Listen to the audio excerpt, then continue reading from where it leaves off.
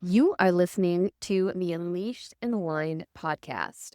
This podcast is here to increase awareness, inspire your journey, and educate you as you reclaim your energy and rise fully into who you are. Check the show notes for links to my healing circle, coaching, and more ways to work with me. Now, let's dive into today's episode. Welcome back to the Unleashed and Aligned podcast. I am here with Kim Griffith. She is an international best-selling author and teacher of law of attraction, whose work inspires women to believe in themselves and create lives beyond what they once thought was possible. Known for turning the impossible into reality, she guides others to unlock the inner power aligned with the universe and boldly manifest their dreams. Welcome to the podcast, Kim. Thank you. Thank you for having me. I'm thrilled to be with you. I am so excited because you are joining us for the September theme, the supernatural unexplained events theme. So let's just dive in. What kind of unexplained or supernatural event had happened, and take us back to the beginning and kind of start from there. Oh, I love that idea. The story that I have chosen today is about my husband and how he lost his wedding ring. And when we got married 20 years ago, we had custom rings made, and it never came off his hand. It was always there. And while he was working in Dallas, a couple of years ago, it was feeling a little uncomfortable. And so he slipped it off and set it on his desk. And when he came back the next morning, it was gone. And so whether it was stolen, whether he knocked it off into the trash, whatever, it was gone. His wedding ring was gone. And I wanted to strangle him, right? But he felt so badly. I just let it go. Just let it go. It's gone. It's just a thing. It doesn't change our lives. So fast forward to last summer, and I started thinking I'd really like for him to have a wedding ring. And so this is probably going to take some time to find the one that I want to give him. And so last summer, I started looking. And I have a friend whose name is Holly, and Holly is a gem hound. Like, she loves precious stones. She can look at something and tell you exactly what it is. It's just amazing. But anyway, she took me to her jeweler. And so I was looking at wedding rings for him and just bands. I thought, I'm not going to make a custom ring again, just a band. And the jeweler's name is Rick, very kind and helpful man.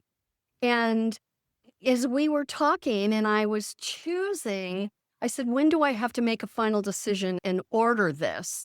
And he said, if it's for Christmas, you got to order by October. So, it's the summertime. I'm thinking October, I got plenty of time. I can narrow this down. We live in Florida, and here comes Hurricane Debbie. And right after Hurricane Debbie comes Helene. And then we are blessed with Milton. And we lost power in all of those hurricanes. So Randy, my husband, makes an announcement. We've got to get a new generator. Being without power is no longer an option. We are getting a new whole house generator. And I clarified, you were looking at wedding rings. I saw you. And now I'm revealing my secret. And are you sure you want a generator? He says, yeah, forget the ring. I want a generator. So I completely let it go. Then, a week before Christmas, actually it was more like 2 weeks before Christmas, he says to me, what would you like to have for Christmas? And I was mortified and I just shook my head and shrugged my shoulders. And I said, honey, I didn't do anything for Christmas. It's all about the generator. And I didn't even get you a card. And I watched the holiday wind just drop right out of his sails. Oh, no. And he said, you didn't get me the wedding ring? And I'm like, oh, no, I know, right? So now I'm on a mission. You said 2 Holly, weeks before Christmas. This is 2 weeks before Christmas. Now, let me give you the caveat because this is where the miracle lies. When I left that summer, And Rick told me October. You got to order this by October because it'll take at least 60 days. Yeah. And he said, the factory will close on December the 2nd. So this ring was coming from Canada. Oh. So he says, you got to order it in October because you need 60 days because the factory is going to close.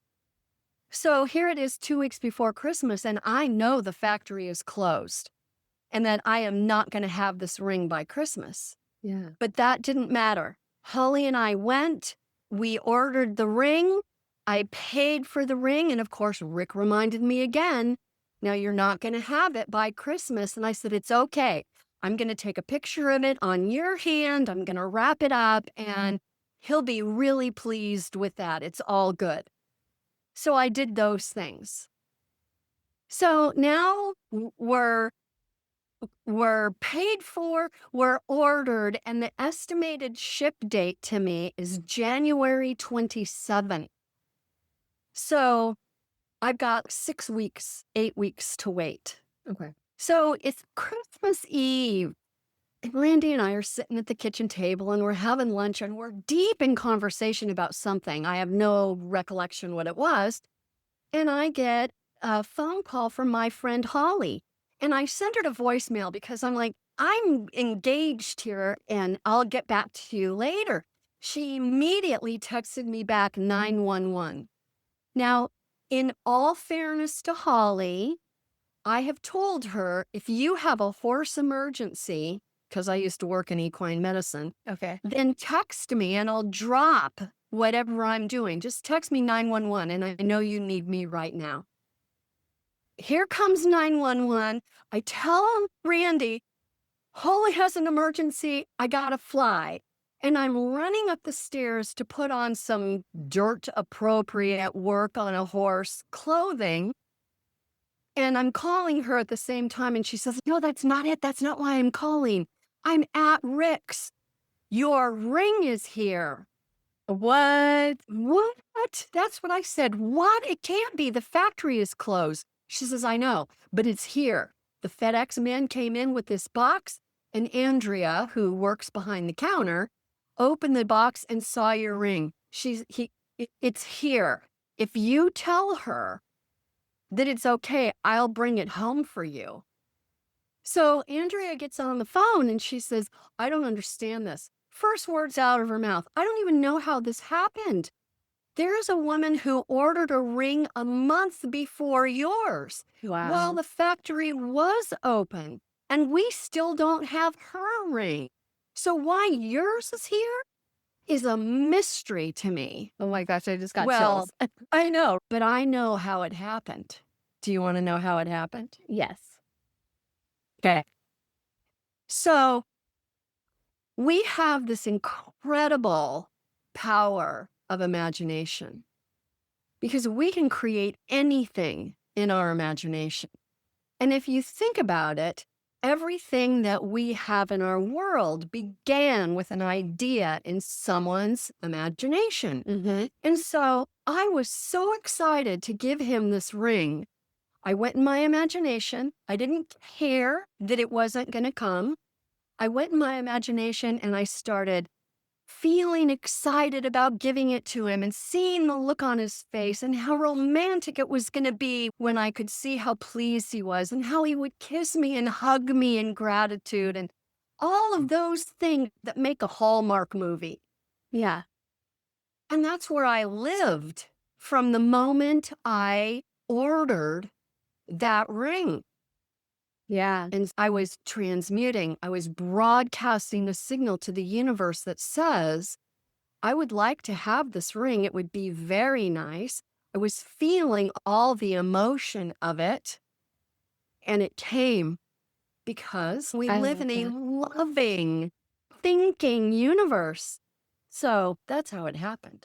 Oh, I love that. I have a couple questions for the before I dive into a little bit more about that. But when he first said, forget about the ring, let's just focus on the generator, was there any part of you that was like disappointed or maybe I shouldn't? Or were you just like, yeah, I agree?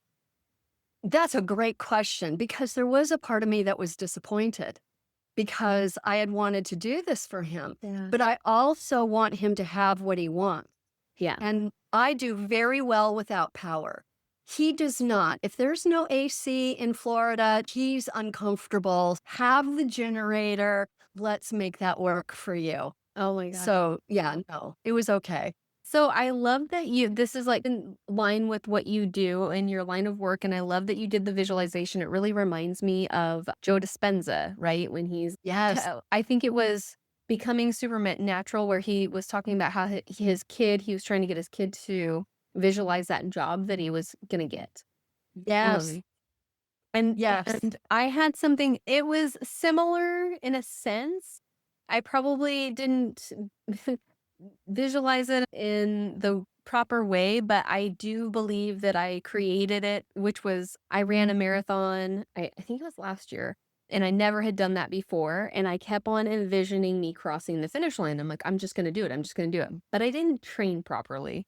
So the Huh? longest mileage I've ran was 14 miles, and I did it once. And the rest of the mileage was like 5 or 8.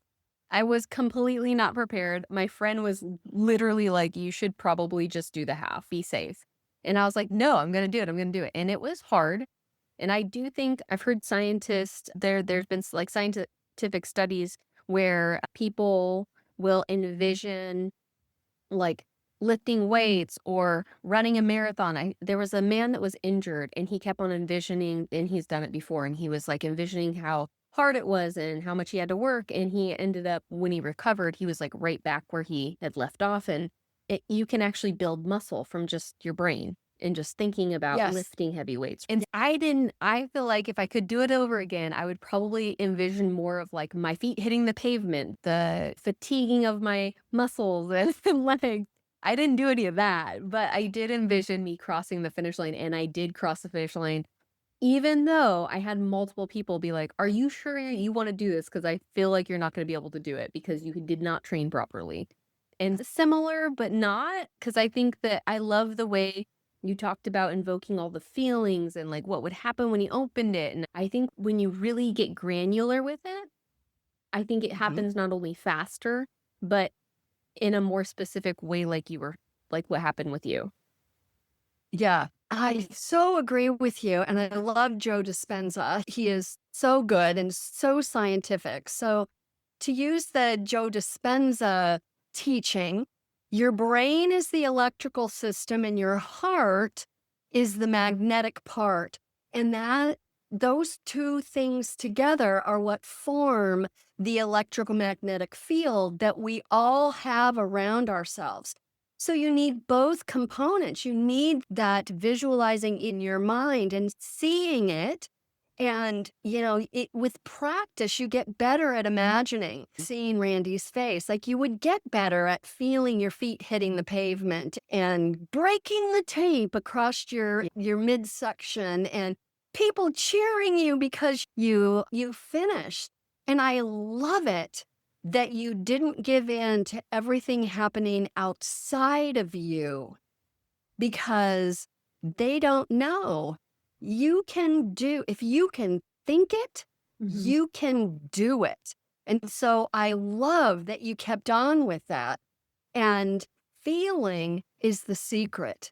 And Neville Goddard wrote a whole book about that. Feeling is the secret. You can imagine it in your mind, but if you don't feel what it will be like to actually have that, then it will not come Yeah. because Yeah. then it's just a picture. You need both pieces to create the electromagnetic field that draws it to you.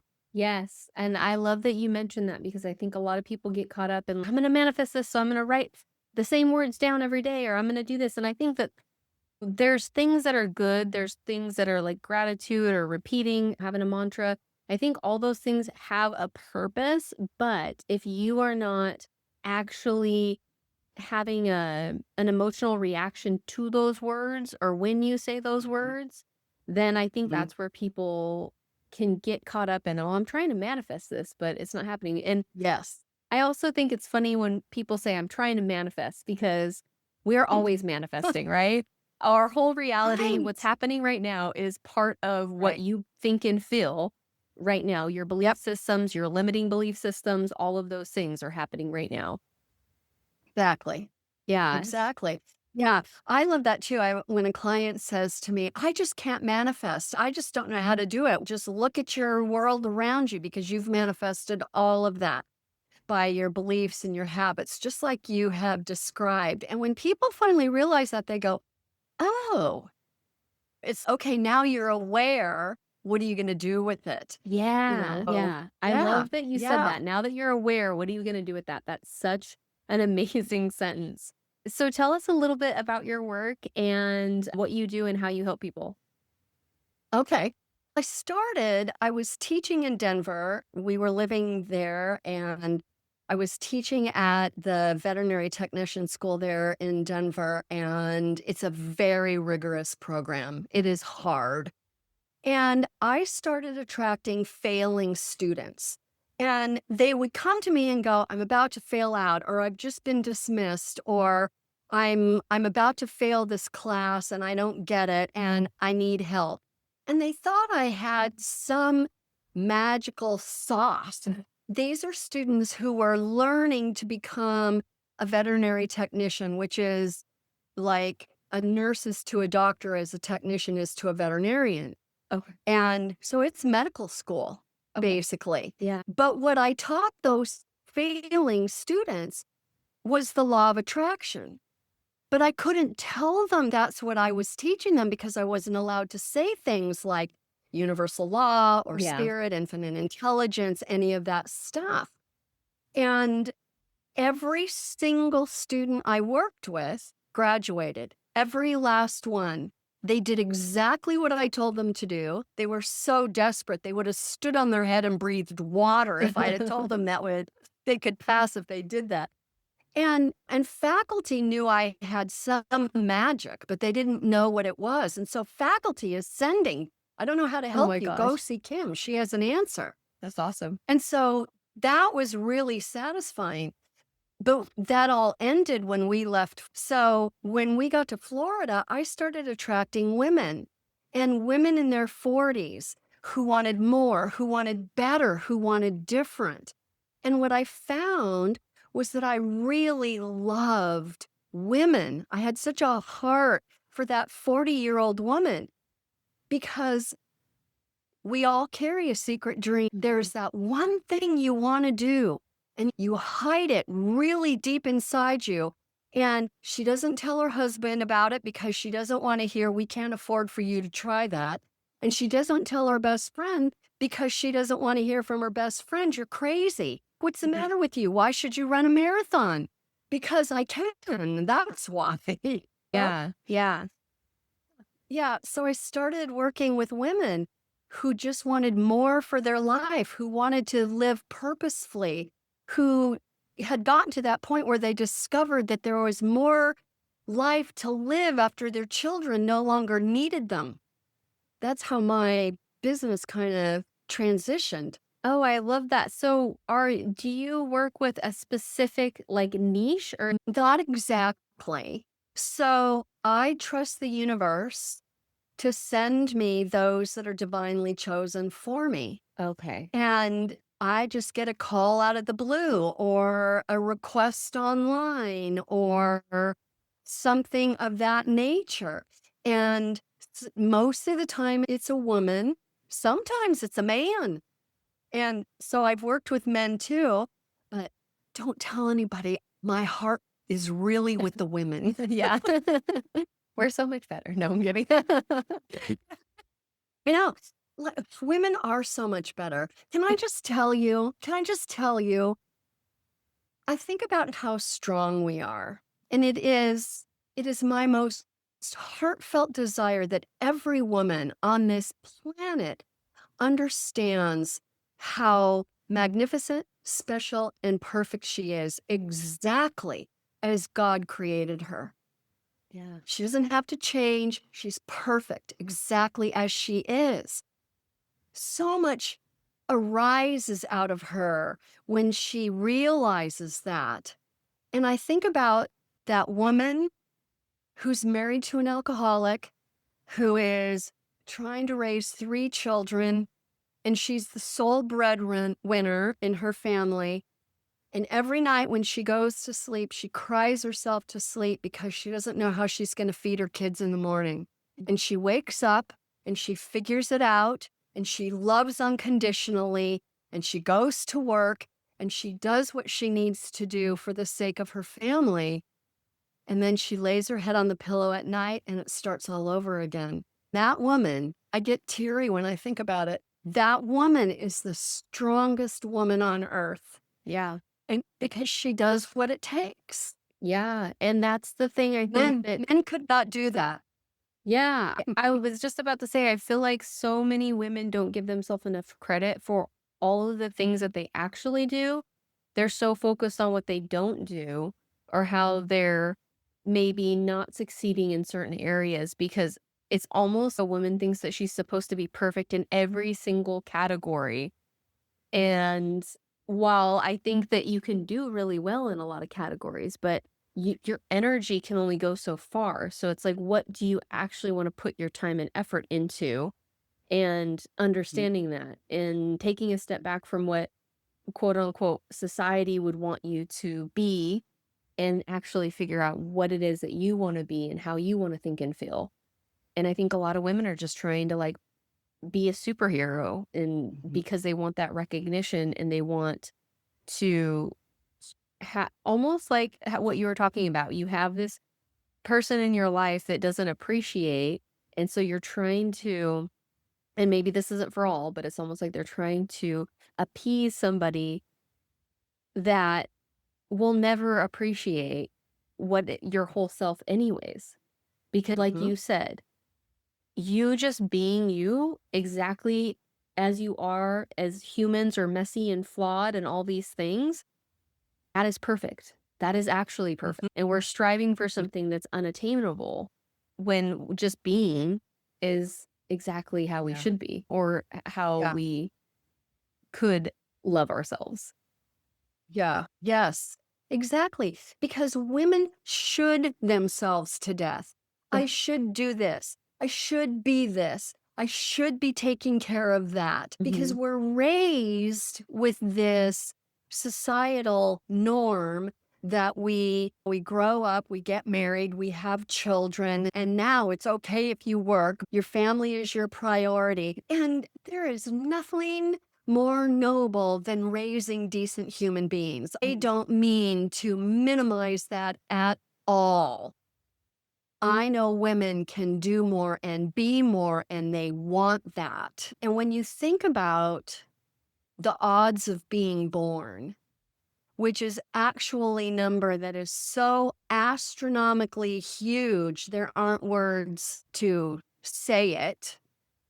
But in its simplest form, the odds of being born are 1 in 400 million. And the actual number is way more than trillions and gazillions. It's just a huge number. It's virtually impossible. And if you consider that, you're not here by accident. No one is here by accident. And if you're meant to be here, then you have a purpose. Life is meant for you. Life is meant for more and all you want to bring to it. And I think that alone is pretty exciting. Yeah, just you saying it gets me like, all right, let's go. What else can we do? Exactly. But Yeah, yeah. exactly. Oh my gosh. I love it. And you're a best-selling author. Tell us a little bit about your books. Yeah.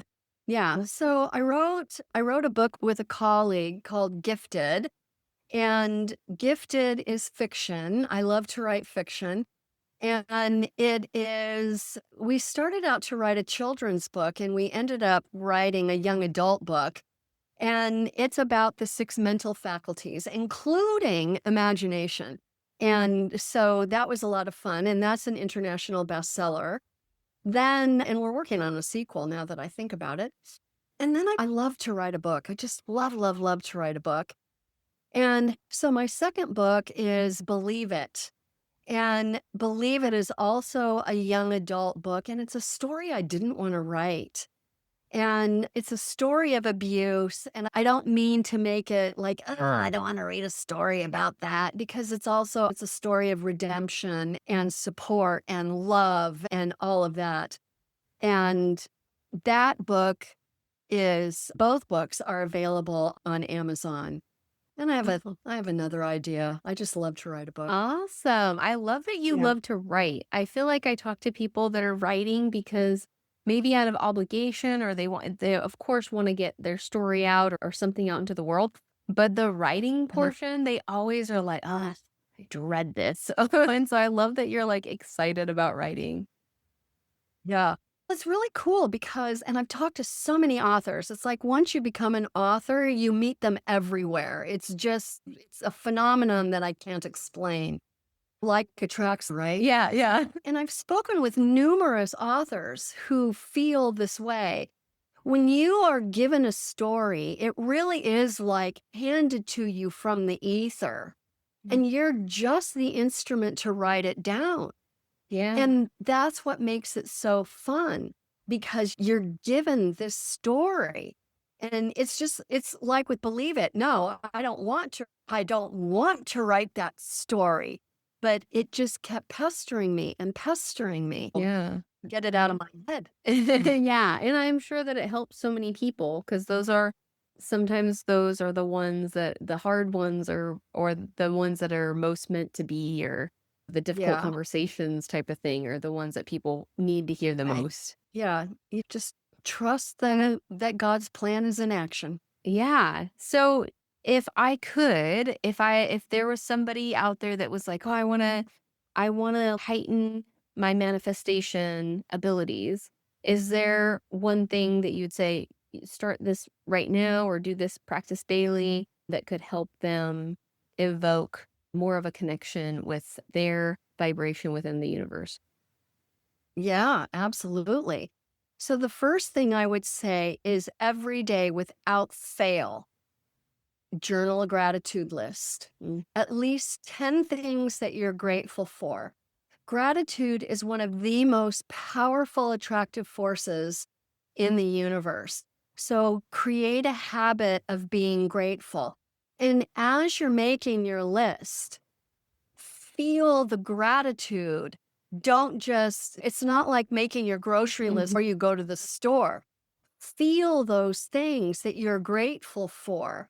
And I've had so many clients say to me, oh, I just can't come up with anything. Did you wake up this morning? Not everybody did. Did you have cream in your coffee when you wanted it? If it doesn't have to be some grand, oh, I'm so grateful for my huge house. No, what are the things that you actually enjoy in your life and are grateful to have? So that's the first thing that I would start doing. And then I would start playing in imagination. Get into your mind. We are we are very imaginative creature, Mhm. and your imagination is very powerful. Napoleon Hill wrote about imagination in his book Think and Grow Rich. It is the workshop of the mind. And you can see what you want and develop it in your head. And when I'm imagining, sometimes I change up the details. I don't keep it the same all the time. I think, oh, maybe I'd rather have this. Yeah. Maybe I'd rather do something in this niche instead. I'm just always thinking of as many details I can. And if you need to write it down. And the reason I say that is because there is power in writing. Writing, that act of writing, slows you down and causes you to think. Yeah. So write it down. You want a new job? Imagine it. What does it look like? Where are you working? What are your coworkers like? Who's your boss? What does that feel like? How long does it take to get there? Write it all down. Yeah, I love that you mentioned writing it down slows the brain down and has you really think about what you're putting down. Because I do that when I'm trying to go through my thoughts if I'm maybe restructuring or reframing. negative thought into something better. I'm never going to be good at this or whatever. And I'm writing things down. And when I write it down, I feel like you are even speaking it out loud, honestly. You're able to catch the loopholes in your brain that you're like, wait, that doesn't make any sense. Why would I think that? Like Yeah. you're lying to yourself and then you catch it when you actually do the act of Yes. getting it from your brain out some way. Yes. Yes. And that just goes right back to awareness. Once you are aware, when you notice what you're doing and how you're speaking to yourself, you can do something to change it, just Mm. like you're talking about. And there's huge power in it because now you have a thought to replace that negative thought, which is critical. We are hardwired to the negative. Yep. And we can rewire our brain in about 7 to 21 days. 7 days, if you're really consistent, it will happen really fast. And you train your brain to show you positive things, to bring you good feeling thoughts. So Mm. when you notice, oh man, that's golden. And with the gratitude, so I do daily gratitudes, and I find that now I see like every day I have a husky puppy. And so I'm always walking or hiking Mhm. or doing something active. And every time I'm outside, whether it's raining, sunny, anything, so I used to be like, oh, I love this smell. I like the smell of the rain. I like the smell of the fresh air. I love the trees, the way they look. Like I start like picking things out that I love.